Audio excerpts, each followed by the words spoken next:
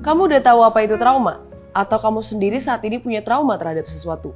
Teori-teori di ilmu psikologi itu kayaknya sulit untuk dibuktiin secara pasti. Itulah kenapa banyak psikolog terbaik di dunia lahir nggak cuma dari bekal pengetahuan, tapi juga logika dan insting yang baik. Salah satu contohnya adalah teori tentang trauma. Trauma sendiri kan bukan objek nyata, jadi semua orang sulit menganalisis ini dengan pasti.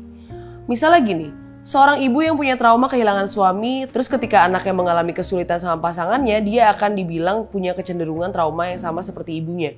Tapi mungkin aja itu bukan karena trauma ibunya. Siapa yang tahu pasti?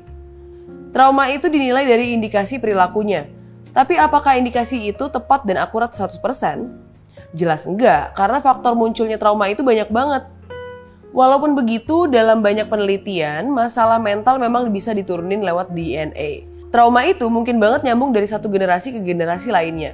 Kalau udah begini, ada dua hal yang bisa ngebuat trauma seseorang muncul ke permukaan. Pertama, adalah proses belajar dia yang salah, dan kedua adalah trigger atau pemicu yang membuat trauma dia muncul. Mungkin kamu bisa ngeliat gimana dalam peperangan, seorang warga yang negaranya berperang bisa melahirkan generasi berikutnya yang jadi sensitif sama konflik. Atau mungkin kamu juga bisa ngerasain gimana sebuah generasi seperti baby boomers benar-benar benci perang karena di zaman dulu nenek moyangnya hidup berantakan di Perang Dunia Kedua. Selain sensitif sama konflik, sebagian orang jadi traumatis banget sama ancaman. Mungkin kamu pernah dengar perang dingin yang berkepanjangan. Pihak Amerika Serikat ngebuat bom. Pihak Uni Soviet nyoba ngebawa orang ke bulan. Pihak Uni Soviet ngebuat intelijen yang canggih. Pihak Amerika Serikat memperkuat CIA dan FBI. Semua tindakan ini tuh kayak orang yang traumanya sama perang dunia, jadi semuanya gak mau kalah.